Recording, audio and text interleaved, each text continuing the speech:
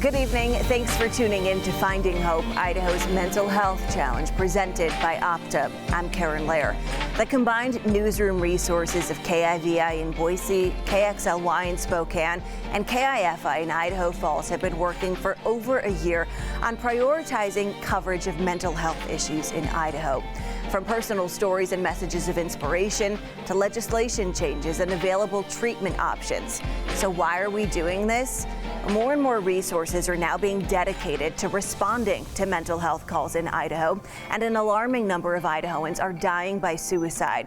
According to the CDC, suicide rates in Idaho are the 5th highest in the country, and this is not just an adult problem. In fact, suicide is the 2nd leading cause of death for Idahoans 15 to 34 years old. The latest statistics are staggering. Among Idaho high school students surveyed in 2019, 39% say they've struggled with feelings of hopelessness or depression. More than 21% have seriously considered suicide. Nearly 10% have attempted suicide. Clinical psychologist Dr. Gretchen Goodmanson says it is critical for parents to have an open dialogue with their teens and pay attention to red flags. It's very common for teens who are thinking about it to say as much. So they might say to their parent, "Oh, I wish I were dead," or I feel like I can't do this anymore. They may make such comments to their friends, to their teachers, to their coaches. Asking is important. Asking very directly and clearly if a child or adolescent is thinking about suicide is helpful. It doesn't cause suicide, and in fact, if anything, it reduces risk. The National Alliance on Mental Health encourages parents to keep an eye out for these warning signs. Feeling sad or withdrawn for more than 2 weeks, drastic changes in behavior, personality, or sleeping habits, withholding from meals, or sudden overwhelming fear for no reason, sometimes with a racing heartbeat, physical discomfort, or fast breathing. One state-led initiative working to lower teen suicide rates is a focus on social-emotional learning in Idaho schools. The idea is to make sure teachers are equipped to handle the mental health of their students. The move came ahead of State Superintendent Sherry Ibarra's request for $1 million to fund training for trauma-informed teaching. We want all of our educators and anybody who touches the life of a child to have all the resources and training available so we can stop incidences before they happen. The governor's education task force has also made social emotional learning one of its top recommendations, announcing earlier this month in his State of the State address plans to provide funding for additional training to better serve Idaho students facing trauma and mental illness. One program already in more than 100 Idaho schools aims to improve students' mental health, including at Meridian's Mountain View High School. 6 on Your Side's Michelle Edmonds was asked to go through that training and brings us an inside look at sources of strength. It didn't look like a normal day for some students and teachers at Mountain View. This group is on a mission to change the culture at one of the largest high schools in the state. I was really interested in it because I was excited to see that a school is actually taking steps, like actively taking steps to try and improve the community that they had and build a culture that was more around supporting people rather than tearing them down. Teachers nominated students to be peer facilitators for a program called Sources of Strength. In between games and laughter, this all-day training session got very real. The teens opened up about heavy issues they face, like depression, family and peer pressure, even suicide. A lot of people don't feel like it's okay to talk about not being okay, or to talk about not being able to handle it all. Sources of Strength starts with fostering strong relationships between students and trusted adults at school. From there, it's the kids who spread the message of inclusion and safety to their peers. Having a place where students can actually reach out to other students is important because it's intimidating talking to an adult. It's really scary. Mountain View is in its 2nd year of the program, and counselors realize it will take time to reach a generation that primarily communicates by phone and can never escape social media. Looking back on the first year, it was hard. It's hard to implement a program this big and change. It's really a culture shift, more or less of trying to focus on positives rather than focusing on statistics and the negative.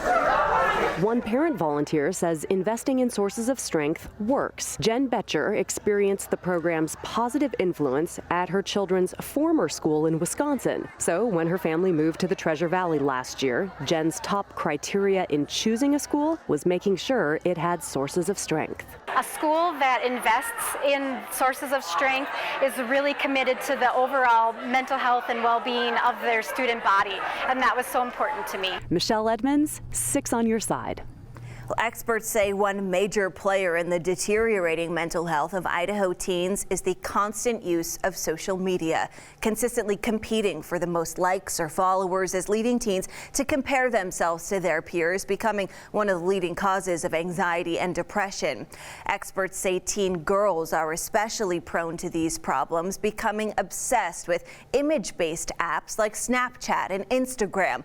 But that's where parents can step in to protect their children. It's called RPACT, and they can block whatever app. So if they see that I'm getting anxious or tired, that app's gone. Like, they will block it from my phone for a while. Experts also suggest declaring social media-free zones in the home where the entire family stays off their smartphones. Plus, staying off your device for at least an hour before bed can help improve sleep and mental health. Still ahead on our Finding Hope special presented by Optum. It was just really hard to hear that all of a sudden I have this bipolar disorder and that I'm not who I was, and maybe I wouldn't be there again. We hear personal stories from Idahoans taking their mental health into their own hands.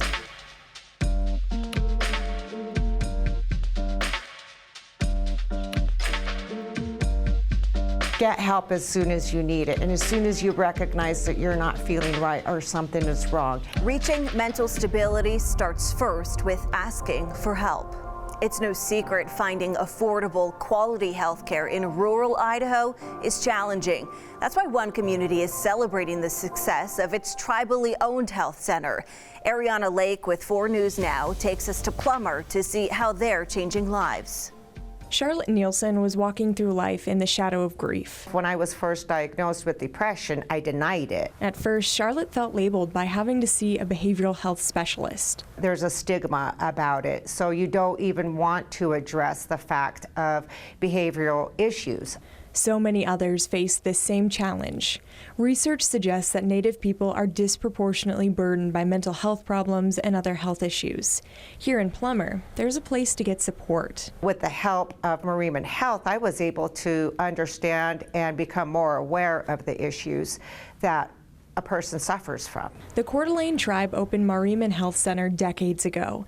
It's expanded over the years, but one thing has remained the same: a commitment to healing the mind, body, and spirit. We feel it's really important to treat the whole person, so we have services all under one roof. That includes dental, medical, optometry, behavioral health, and outreach programs. Everyone is welcome here, and no one is turned away if they can't pay. We have a lot of pride in just knowing that other tribes, other health facilities, other community health centers are looking to us to really pave the way in integrated care. Providers also balance innovative techniques with tribal traditions. They are so open to a lot of our traditions and cultures, and they continue to listen and provide direction. That helped give Charlotte the tools to take her next steps. Get help as soon as you need it, and as soon as you recognize that you're not feeling right or something is wrong, because there are so many options up here. And even more programs are coming to Plummer. As you can see, this center is definitely having an impact on people's lives here. Leaders here tell me they're already looking at plans to expand. Reporting in North Idaho, I'm Ariana Lake. When it comes to battling the stigma of a mental health diagnosis, one Boise mom says conversation is key. That's why she opened up about her own journey with bipolar disorder in an effort to show others how she is finding hope. Kylie Wiscombe describes herself as a happy-go-lucky person, but shortly after the birth of her second son, her mood changed. The highs and lows only got worse over the next year, leaving Kylie and her husband desperate for an answer. He was looking for solutions, so he starts Googling, what is this? And so he comes to me at one point and he said, maybe you have bipolar disorder, right? And I was like, oh, what? That is so rude. Yet suicidal thoughts scared the Boise mom enough to see a psychiatrist. A bipolar diagnosis followed, hitting her with a wave of shame. Ultimately, a stint of hallucinations sent the Treasure Valley mom to a court-ordered stay at a mental health hospital. And if bipolar diagnosis was shame before, mental health facility, like that's revving up the shame right there. Like how did this happen? How did I possibly end up in a psychiatric hospital? Kylie was released 2 days later and praises her husband for being her rock. From there, she created Greater, a nonprofit with the goal of helping to end the stigma surrounding mental health by sharing resources and authentic stories. Experts say 12 to 15% of mothers experience some form of postpartum depression after the birth of their child. Mom of two, Marielle Kessler, was one of them. She tells us she experienced postpartum depression and anxiety after the birth of both her children. Sleep deprivation and trouble breastfeeding had a big impact on her emotions, along with a major hormonal adjustment. Your hormones really are kind of taking over, and so you're not yourself, but you can get through it. It feels so debilitating. It feels like you can't really get out of that dark place when you're in it. Kessler's perinatal mental health counselor at St. Alphonsus uses cognitive behavioral therapy to help new parents adjust and says parents should always remember the basics. Drink water, eat healthy meals with protein consistently, take a walk outside when you can, and most importantly, sleep. So what are the signs of postpartum depression to look for? Feelings of hopelessness and worthlessness, significant crying, feeling sad and miserable, overwhelmed and worried, and having scary, intrusive thoughts. Well, St. Alphonsus has many support groups available, and midwives at St. Luke's and Meridian are helping their patients recognize those signs early on. 6 on Your Side's Jillian Garrigues reports. Adjusting to life with a new baby can be difficult. It's a huge life change. Lack of sleep, extra stress, and add in changing hormones, and postpartum depression can impact many mothers. Your placenta makes as many hormones in one day as a non-pregnant woman makes in a whole year. So you're exposed to that for 9-10 months, and then we take it away and your hormones drop significantly. At St. Luke's Meridian Medical Center, Katie Oboski is a certified nurse midwife. She screens her patients with the Edinburgh Postnatal Depression Scale after they've had a baby. It's a simple survey asking parents 10 questions related to how they're currently feeling mentally. Are you finding enjoyment from things that you used to find enjoyment from? Do you unnecessarily blame yourself when things go wrong? Do you feel guilty for no reason? Are you overly anxious? Answers can range from no, not at all, to yes most of the time, and lead midwives to a deeper conversation with their patients on mental health. I think a big one is like where you can't even sleep even though you're exhausted, because maybe you're only getting 1 or 2 hours of sleep at a time with a newborn, but you can't sleep because you're so worried about your baby not sleeping or not waking up. Another red flag, I think, is if you just have total disinterest in yourself, your baby, your other children, your family. Patients complete the Edinburgh scale at their 1-week postpartum checkup and again at 6 weeks. It's an effort to catch signs of depression or anxiety early and get new parents the treatment they need. Sometimes it's talking about your birth experience, writing about it, talking about it not only with us, but maybe with a counselor. Sometimes we talk about medications like antidepressants.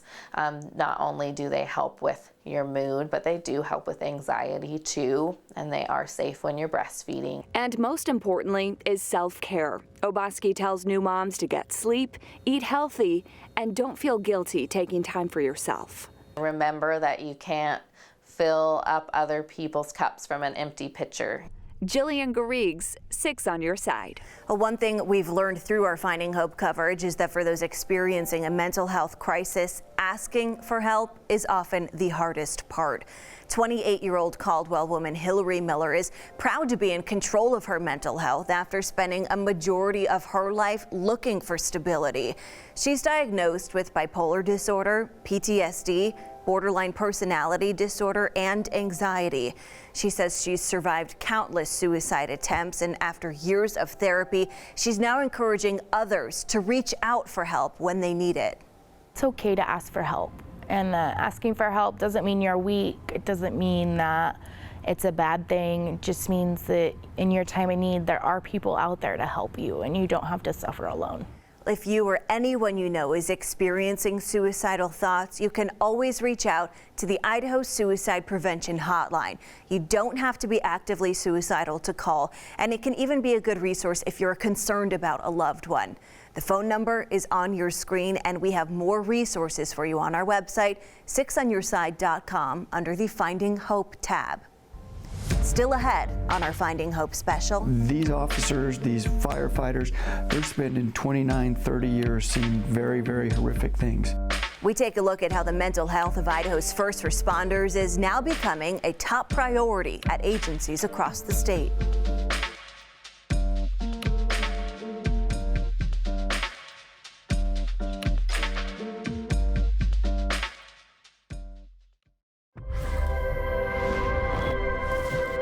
How do things work?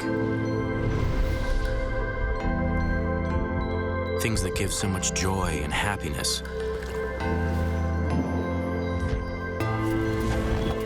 How does everything that is so beautiful happen without us really understanding how it happens?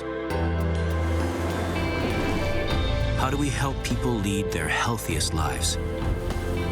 How can shared intelligence spark brilliant solutions? How can doctors and patients build even stronger relationships? How can we improve the quality of healthcare and make it more affordable? How can we help manage chronic illness? How can we help people keep an eye on their health 24/7? How do we bring everyone together so that healthcare finally works for all of us? We know how. We are the how. Optum. How well gets done. We fix things, we don't need fixed. Like, we go out and take care of everybody, we're not the ones that need to be taken care of. Breaking down stigmas surrounding the mental health of Idaho's first responders. Idaho's police, paramedics, and firefighters are the first to see and hear some of the most gruesome details of deadly crimes, crashes, overdoses, and acts of God in the state. And as we've learned through our Finding Hope series, they are not immune to mental illness and often need treatment for psychological injuries incurred while on the job. The suicide death of a Boise firefighter last spring helped shine a light on mental health needs for first responders in the state. Early Tuesday morning, May 21st, firefighters at Station 6 discovered senior firefighter Charlie Ruffing died by suicide while working overnight, leading first responders across the valley to band together, opening up about their own struggles with depression and post-traumatic stress. New firefighters saw veteran firefighters break down, and they talked about their feelings and how they were feeling that day, and really that has changed the stigma around it. Other firefighters are seeing that it's okay to seek treatment, that it's okay to not be okay. That's where Lisa Johnson steps in, working closely with first responders for 20 years and now the go-to counselor for many departments across the Treasure Valley seeking help with what are called post-traumatic stress injuries. They don't just go to one traumatic call, they go to thousands of traumatic calls, things we can't even imagine. And it's like having a backpack and you're throwing a pebble into that backpack, and all of a sudden that backpack is really heavy with lots of, traumatic incidents that they see, experience, and witness. Both Johnson and Chief Doan emphasize PTSI is a treatable condition, especially if caught quickly. So in an effort to help firefighters get into counseling early on, the department is implementing a new step for their new recruits, involving their families in the process. We're going to have a spousal academy afterwards too. So when we hire new firefighters, that their spouses and their significant others are going to come to some training so they can recognize things that are happening at home. Look for warning signs. Yeah, looking for warning signs. Boise Fire has also been utilizing their peer support group, ensuring everyone in the department has an outlet to open up in a way they'll feel most comfortable. That's composed of roughly 20 firefighters and police officers who know firsthand the kinds of situations they're dealing with, allowing them to connect and open up to someone who truly understands what they're going through. Well, it's no secret more and more calls to police are in response to mental health breakdowns. But have you ever stopped to consider how the person responding to your 911 call could also be in crisis? Ada County paramedic Cameo Akins opened up to 6 on Your Side, sharing her experience with suicidal thoughts one March night when her firefighter husband was out of town. She came close to attempting suicide and called her husband, who called 911 on her behalf. The support she received from there made all the difference. My supervisors were able to show up, and an officer showed up, and really were able to kind of walk me through the process. I was really scared. I was embarrassed. You could see the aftermath of what happened with, your friends and family and how scared they were. Well, she sought treatment, ultimately returned to work, and is using her experiences to help others. She started a nonprofit called Silence Isn't Silent to help fund mental health treatment for first responders. After years of efforts by some local law enforcement leaders, Governor Brad Little signed a bill into law during the 2019 session, giving Idaho's first responders coverage for treatment of psychological injuries sustained on the job. They will now be able to file workers' compensation claims for injuries from post-traumatic stress. Governor Little says it's the right thing to do for our first responders and their families. Advocates said it will help keep police, firefighters, and EMTs on the job long term, limiting turnover while reducing the risk of suicide. Well, on top of that, a nonprofit hotline for first responders by first responders is available to those on the front lines in the Northwest. The Code 4 Northwest Crisis Line started after longtime Seattle police officer Steve Redmond noticed stigmas were preventing first responders from seeking treatment. Idahoans are eligible and encouraged to make a call. Then there's the culture of sign of weakness. You ask for help, that's weak, because just pull your big boy britches up and move on. And that was been the culture, and that's the culture that we're trying to change. Plus, the ones answering the phones at Code 4 are all first responders themselves. Still ahead on our Finding Hope special. I've had several suicide attempts. I even had one when I was in the military in Saudi Arabia. We take a look at what mental health resources are available for civilians and veterans in the state of Idaho.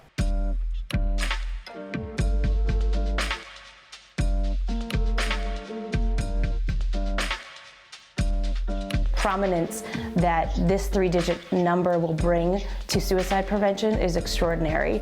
New steps improving access to resource for Americans dealing with a mental health crisis.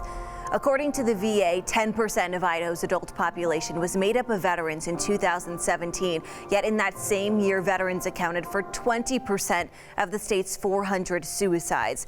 Several organizations around Idaho are helping to shine a light on mental health needs for vets by organizing concerts, motorcycle rides, and fitness challenges, and the VA in Boise is also offering a bounty of resources. Mountain Home veteran Crystal Duncan took advantage of those options after attempting suicide herself several times. She says she was discharged from the Air Force after 16 years and found herself hospitalized, then homeless. After falling victim to addiction, she forced herself into the Boise VA, where she got connected with a psychiatrist, therapist, and group meetings. Well, it's just like using the military. We've got 5 branches, but we couldn't get the job done if it wasn't for all 5 of these branches, Now she spends her time volunteering with the Boise Police Department and veteran peer support groups. A real success story coming out of Pocatello is having a big impact on the community. Local News 8's Emma Iannacone took a closer look at how the Southeast Idaho Behavioral Crisis Center is changing lives. They just find that there's a place that they can go to that is safe. It's been a great benefit to our community. The center's second quarterly report is in, and it's showing huge success. In fact, every patient that took an exit survey said they would refer someone to the center or even come back if they needed to. So to get that feedback means that my staff is doing their job. We're addressing the issues that we need to that are coming in. One big payoff, the impacts on law enforcement. One of the key things is it takes about 10 minutes for them to drop them off at the crisis center. Which potentially saved law enforcement 4 to 6 hours every time they would have dropped a person off at the emergency room. So just the time savings for law enforcement to drop them off has been a big plus. The main reason people are using the facility is for detox and mental health. But without the center, 36% of clients would have gone to the hospital and 21% would have gone to jail. If somebody goes to jail for substance use, they have to sober up, they have to get processed, they have to go through all of those things before they can get out and then hopefully get assigned to treatment. If they can come here, that time frame from the actual use or crisis to treatment is just a lot shorter. Looking ahead, there are some big obstacles for the crisis center. Once Medicaid expansion goes into effect at the start of the new year, large chunks of the Millennium Fund will be moved away from crisis centers to pay for the expansion. Being a brand new facility, that's a little scary to us, but on the other hand, we're going to be able to bill Medicaid for individuals who qualify for Medicaid. So hopefully we can make up that difference. In the long term, the center's board hopes to make the resource more accessible to surrounding counties. Bannock County is the primary user of the facility. We want to continue to be that service to the community that wasn't served before, and just continue to improve on that. In Pocatello, I'm Emma Iannacone.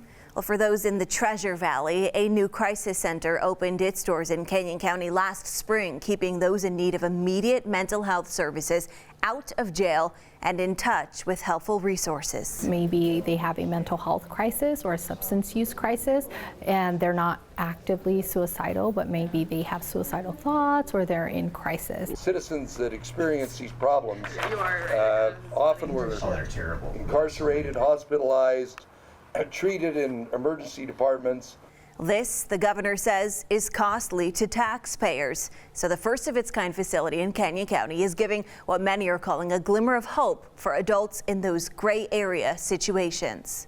Well, of course, you don't have to live near either of those crisis centers to receive help. Volunteers at the Idaho Suicide Prevention Hotline are taking calls 24/7 for anyone who's actively suicidal or just needs someone to talk to. Staff has also recently increased their outbound follow-up calls to Idahoans who are released from emergency departments or crisis centers after a suicide attempt. What we found and what the research is finding is that people that receive this discharge follow-up contact from a crisis center, they do better. They have fewer suicide attempts post-discharge. They have lower readmission rates, so people aren't coming back to the ER within a few more days or weeks, and they're making their appointments. The Suicide Prevention Hotline is also always looking for more volunteers to improve their service to the community. If you're interested, you can head to idahosuicideprevention.org. Well, just last month, the FCC unanimously voted to move forward with a proposal to create a nationwide mental health hotline that would be as easy to call as 911. For decades, the Suicide Prevention Hotline has been a 10-digit 800 number, but soon, Idahoans in crisis could get mental health by just dialing 988. Mental health experts say shortening the number makes it easier to remember and could save lives in the process. Beyond the number change, experts say there needs to be funding for local call centers around the country to take on any of these added calls, only furthering the need for more volunteers here in Idaho.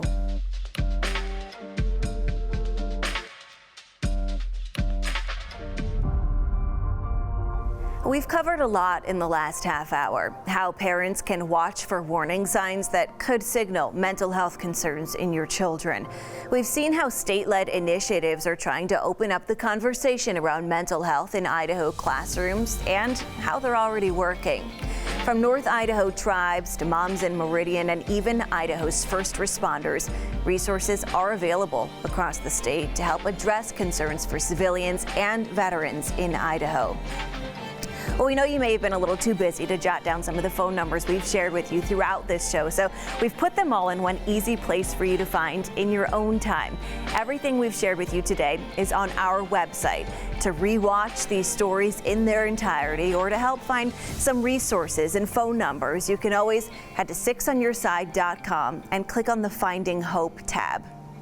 Thank you for joining Finding Hope, Idaho's Mental Health Challenge, presented by Optum. And remember, it's okay to not be okay. There are people out there waiting to help. You just have to take that first step and ask for it.